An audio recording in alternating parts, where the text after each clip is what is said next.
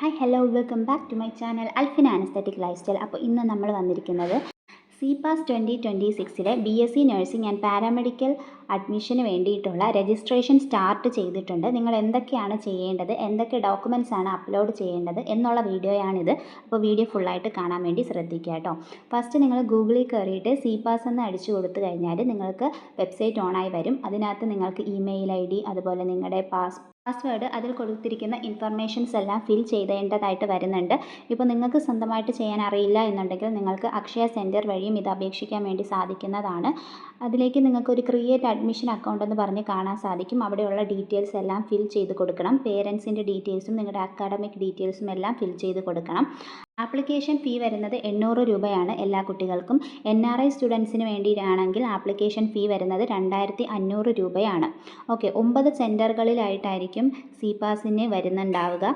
അതിൽ NRI സ്റ്റുഡൻസിന് separate ആയിട്ട് ആപ്ലിക്കേഷൻ കൊടുക്കണം. അതുപോലെ തന്നെ NRI ഡോക്യുമെൻറ്റ്സ് കറക്റ്റായിട്ട് അപ്ലോഡ് ചെയ്ത് കൊടുക്കേണ്ടതുമാണ്. NRI ഡോക്യുമെൻറ്റ്സ് എന്ന് പറയുമ്പോൾ പാസ്പോർട്ട്, വിസ, ഇതിൻ്റെ കോപ്പിയിൽ എംബസി അറ്റസ്റ്റേഷൻ ഉണ്ടായിരിക്കണം, എംപ്ലോയ്മെൻറ്റ് സർട്ടിഫിക്കറ്റ് ഉണ്ടായിരിക്കണം, റിലേഷൻഷിപ്പ് സർട്ടിഫിക്കറ്റ് ഉണ്ടായിരിക്കണം, സ്പോൺസർഷിപ്പ് സർട്ടിഫിക്കറ്റ് ഉണ്ടായിരിക്കണം. ഇനി വിസയിൽ ജോലി മെൻഷൻ ചെയ്തിട്ടുണ്ടെങ്കിൽ എംപ്ലോയ്മെൻറ്റ് സർട്ടിഫിക്കറ്റ് വേണ്ട. വിസയിൽ ജോലി മെൻഷൻ ചെയ്തിട്ടില്ലെങ്കിൽ ജോലി ചെയ്യുന്ന സ്ഥലത്ത് നിന്നും സർട്ടിഫിക്കറ്റ് വാങ്ങി ആ സർട്ടിഫിക്കറ്റിൽ എംബസി അറ്റസ്റ്റേഷൻ ഉണ്ടായിരിക്കണം. ദെൻ റിലേഷൻഷിപ്പ് സർട്ടിഫിക്കറ്റ് വില്ലേജ് ഓഫീസറിൽ നിന്നാണ് മേടിക്കേണ്ടത്. സ്പോൺസർഷിപ്പ് നാട്ടിൽ തന്നെ ഉള്ള ഒരു സ്പോൺസർ ആണ് എന്നുണ്ടെങ്കിൽ നിങ്ങളൊരു 200 രൂപയുടെ മുദ്രപത്രത്തിൽ അത് പ്രിൻ്റ് ചെയ്തെടുത്തതിന് ശേഷം വേണം അപ്ലോഡ് ചെയ്യാനായിട്ട്. അത് ഫില്ല് ചെയ്തതിന് ശേഷം ഇനി സ്പോൺസർ നാട്ടിലില്ല എന്നുണ്ടെങ്കിൽ നിങ്ങളൊരു A4 സൈസ് പേപ്പറിൽ എഴുതിയതിന് ശേഷം അതിനകത്ത് എംബസിയുടെ അറ്റസ്റ്റേഷൻ ഉണ്ടായിരിക്കേണ്ടതാണ്. 9 സെൻറ്ററുകളിലായിട്ടാണ് CPAS വരുന്നത്. ഇതിൽ SC ST OEC fisherman category സ്റ്റുഡൻസിന് ഗ്രാൻസ് ഉള്ളത് കൊണ്ട് തന്നെ ഫീസ് അടയ്ക്കേണ്ടതായിട്ട് വരുന്നില്ല.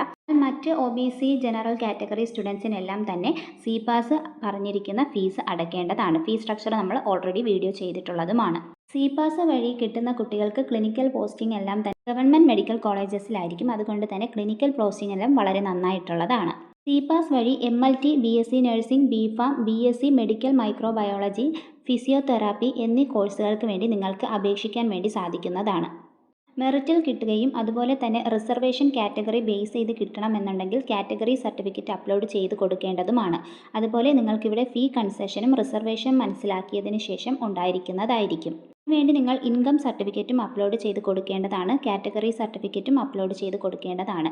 ഫിസിക്സ്, കെമിസ്ട്രി, ബയോളജി സബ്ജക്ട്സിൽ 50% കൂടുതൽ മാർക്കുള്ള കുട്ടികൾക്ക് ഇവിടെ രജിസ്ട്രേഷൻ ചെയ്യാൻ വേണ്ടി സാധിക്കുന്നതാണ്. അതിനുവേണ്ടി +1ൻ്റെയും +2ൻ്റെയും ഫിസിക്സ്, കെമിസ്ട്രി, ബയോളജി മാർക്കുകളായിരിക്കും CPASൻ്റെ വെബ്സൈറ്റിൽ കൂടി നിങ്ങൾ രജിസ്ട്രേഷൻ ചെയ്യുമ്പോൾ നോക്കുന്നത്. അതായത് 200+200+200 600 മാർക്കിനായിരിക്കും റാങ്ക് ഇടുന്നുണ്ടാവുന്നത്. CPAS കോളേജസിൽ അഡ്മിഷൻ കിട്ടുന്നതിനായിട്ട് നിങ്ങൾക്ക് LBSലും രജിസ്റ്റർ ചെയ്യാം. CPASൻ്റെ വെബ്സൈറ്റിൽ വഴിയും രജിസ്റ്റർ ചെയ്യാം. LBSൽ രജിസ്റ്റർ ചെയ്യുമ്പോൾ സെപ്പറേറ്റ് ആപ്ലിക്കേഷൻ ഫീ എല്ലാം കൊടുത്ത് രജിസ്റ്റർ ചെയ്യണം. CPASൽ രജിസ്റ്റർ ചെയ്യുമ്പോൾ അതിനും സെപ്പറേറ്റ് ആയിട്ട് ആപ്ലിക്കേഷൻ ഫീ എല്ലാം കൊടുത്ത് രജിസ്റ്റർ ചെയ്യാവുന്നതാണ്. ഇത് രണ്ടിലും നിങ്ങൾ ഒരു കുട്ടിക്ക് തന്നെ രജിസ്റ്റർ ചെയ്യാൻ സാധിക്കുന്നതുമാണ്. CPASൻ്റെ വെബ്സൈറ്റിൽ കൂടി അപേക്ഷിച്ച് കഴിഞ്ഞാലുള്ള മറ്റൊരു അഡ്വാൻറ്റേജ് എന്ന് പറയുന്നത് ഇവിടെ റീജിയണൽ റിസർവേഷൻ ഉണ്ട്. അതായത് ഒരു കോളേജ് പുതുപ്പള്ളിയുള്ള ഒരു കോളേജ് ആണെന്നുണ്ടെങ്കിൽ പുതുപ്പള്ളി ഏരിയയിലുള്ള സ്റ്റുഡൻസിന് 10% വെയിറ്റേജ് ഉണ്ട്. അവിടുത്തെ കുട്ടികളെ ആ കോളേജിൽ എടുക്കാനുള്ള ചാൻസ് കുറച്ച് വെയിറ്റേജ് കൂട്ടി കൊടുക്കുന്നുണ്ട്. അതുപോലെ നെടുങ്കണ്ടം അവിടെയുള്ള കുട്ടികൾക്കും 10% വെയിറ്റേജ് ഉണ്ട്. പാലയിലുണ്ട് വെയിറ്റേജ്, മണിമലയിലുണ്ട് 10% വെയിറ്റേജ് ഉണ്ട്. അപ്പോൾ അത് ബേസ് ചെയ്ത് റീജിയണൽ റിസർവേഷന് വേണ്ടിയിട്ട് നിങ്ങൾ ചെയ്യേണ്ട കാര്യങ്ങൾ പറഞ്ഞു തരാം. അതിന് വേണ്ടിയിട്ട് നിങ്ങൾ വില്ലേജ് ഓഫീസറിൽ നിന്നുള്ള നേറ്റിവിറ്റി സർട്ടിഫിക്കറ്റ് വാങ്ങണം. അതുപോലെ അതിനുവേണ്ടി SSLC നിങ്ങൾക്ക് യൂസ് ചെയ്യാൻ പറ്റില്ല, അത് പരിഗണിക്കത്തില്ല.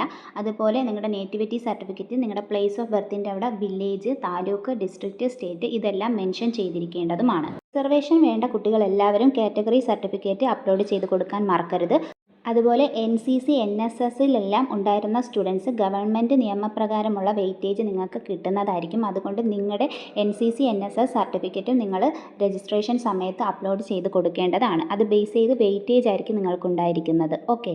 ഇതിനു വേണ്ടി നിങ്ങൾ അപ്ലോഡ് ചെയ്യുന്ന സമയത്ത് നിങ്ങൾക്കൊരു email ID, phone number, password ഇതെല്ലാം ഉണ്ടായിരിക്കണം. അത് നിങ്ങളുടെ തന്നെ ആയിരിക്കുന്നത് നല്ലതായിരിക്കും. കാരണം ഈ ഇമെയിൽ IDയിലേക്ക് നിങ്ങൾക്ക് മെസ്സേജോ അല്ലെങ്കിൽ SMS ഒക്കെ ആയിരിക്കും വരുന്നത്. കഴിഞ്ഞ വർഷം ചെയ്ത ഒരു തെറ്റെന്ന് പറയുന്നത് SMS പലരും ചാർജ് ചെയ്തിട്ടുണ്ടായിരിക്കില്ല. ഓക്കെ, SMS ചാർജ് ചെയ്യാത്തതിൻ്റെ റീസൺ കാരണം പലർക്കും SMS കൂടെയാണ് നമുക്ക് ഇത് അഡ്മിഷൻ കിട്ടി അല്ലെങ്കിൽ നിങ്ങൾ ഇതിൻ്റെ കൗൺസിലിങ്ങിന് വരണം, ഇൻ്റർവ്യൂവിന് വരണം എന്ന് വിളിക്കുന്നത്. ആ സമയത്ത് SMS റീചാർജ് ചെയ്യാത്തത് കൊണ്ട് അറിയാതെ പോയ കുട്ടികളുണ്ട്, ഇമെയിൽ ചെക്ക് ചെയ്യാത്തത് കൊണ്ട് അറിയാതെ പോയ കുട്ടികളുണ്ട്. അപ്പോൾ ആ തെറ്റുകളും കൂടി ചെയ്യാതിരിക്കാൻ വേണ്ടി ശ്രദ്ധിക്കുക. ഇമെയിൽ, പാസ്വേഡ് ഇതൊന്നും നിങ്ങളുടെ കയ്യിൽ നിന്നും നഷ്ടപ്പെടാതെ സൂക്ഷിക്കുക. അപ്പോൾ നെക്സ്റ്റ് വീഡിയോ ആയിട്ട് നമുക്ക് ഉടനെ തന്നെ കാണാം. അതുവരേക്കും okay bye. Thank you for watching.